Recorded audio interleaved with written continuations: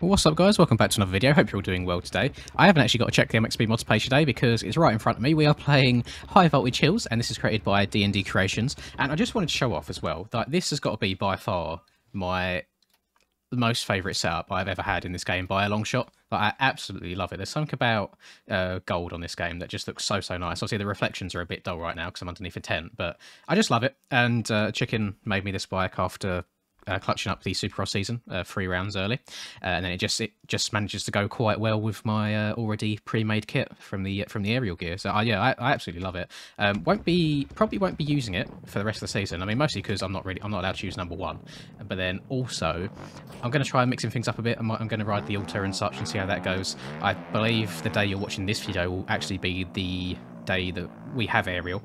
Hang on, which way is this, a left or a right job? Left kind of makes sense. That looks like a jump face up ahead. So you'll be watching this on the day of aerial, I believe. So I'm going to try the Ultra out. We'll see how that goes. I feel like that's when the win streak will finally come to an end. Nobody's used the Ultra yet in this game. I quite often see comments of people saying, "Oh, it's not that bad. It's still competitive if you put it on overclocked and such." And I've tried it on numerous Supercross tracks throughout this season, just to see where I stack up, even just on a 1 lap time sort of basis, and it kind of varies from maybe like 1 to 3 seconds off pace depending on the length of the track. I mean, Atlanta I was off by 3 seconds. I think Indy I was only off by a second, but over the course of a race you got to think that does add up, and it will equal quite a lot over the course of the race. So it'll be interesting. The biggest issue I can foresee really is the starts, because the Alta, whilst it's actually got really good acceleration, it will make me slide a lot or spin a lot coming out of the gate, which isn't good. But then also it tops out really quickly. You can extend the gearing so you have more top speed, however then you lose a lot of that bottom end, and you really need it on Supercross to be able to get over some of the normal lines like the triples out of turns. But it'll be interesting. It'll be nice to mix it up a bit, and it's not really the end of the world if I don't like win every single race now, since the championship's already wrapped up. But yeah, really good. And I just wanted a video to show off these skins. I quite like it, and with a new track being released as well, it's quite nice to hop on and have something fresh. And I don't know if this is D&D Creations' first track. I'm not 100% sure. I read a couple of comments before downloading it, and all I can see really is maybe a couple more ruts in the corners, and already after, oh my god, okay, we'll downside that, that's fine. And already after a lap or so, I can kind of agree with it. It seems like the ruts in the corners are more like banks rather than ruts themselves actually hold you. But I feel like I've said it time and time again, like everyone's first track, you're never going to come out of the gate and have had something absolutely insane unless you spend like months and months and months on it, I can imagine.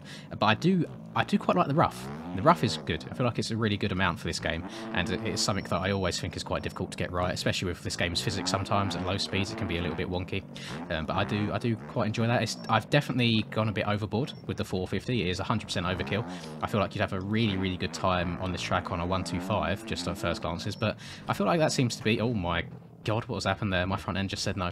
I feel like that seems to be a common case on a lot of tracks nowadays, and I think it's because although the 450s they do slide quite a lot with the traction that we have currently, but once you do get up to speed, they are very quick. It's probably quite difficult to make a track suit both a 450 and a 250 nowadays. I think if you get jumps that perfectly suit a 450, it'll be a struggle to clear anything on a 250, and then vice versa, if you get like the perfect downside on a 250, you're probably going to flatland it on a 450 as well. So I imagine that's quite a difficult thing from a track maker's perspective, and maybe I just need to ride the smaller bikes a bit more, I reckon. Again, this whole video was just to show off these nice skins. So let me go in third person for a while. It's been a while since I've even done a lap in third person, so this could probably go absolutely horribly. I find that when I don't, well, I say I learnt the game in third person way back when, but I don't touch it anywhere near as much as I used to, and I do actually struggle quite a lot nowadays. The only plus I actually like in it is getting to see the whip animations, and the player almost does like a turntable, you know, like the BMX trick, a turntable when he does whips in this game. Kind of the bike leans and he stays above it, and just, I don't know, it's nice. I like the animation. I also like how the rider takes his foot off the pegs if you're stretching a jump out, like so. See that left foot's kind of taken off the peg ever so slightly, and it's really nice. Probably some of the better animations that I've seen in any MX game.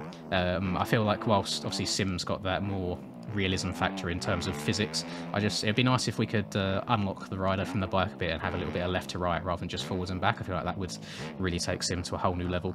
It'd probably get me like quite invested in it again, to be honest, because I feel like it would be just a whole game-changing thing, which is probably why it's not happened to this point. It would change the whole physics and the whole way people play it, which in one way could be very good. But I imagine that people that have kind of spent the last few years getting good at it would probably be quite upset. It's probably like a similar scenario to when Beta 17 first dropped, and we had that issue with like whips and turning and stuff where it just felt so much different to the point where they had to revert it back to the Beta 16 in air controls, and that was a wild time. I remember when that came out, and I managed to get like 2 or 3 different videos like talking about it because it was so controversial, and I was loving life and hating life at the same time.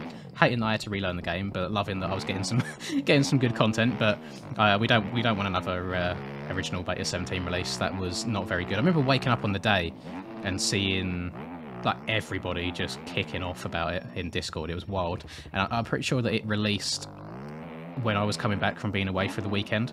So it's like, right, I'll just come into all this drama, let me see what's going on, try and cover it and so on.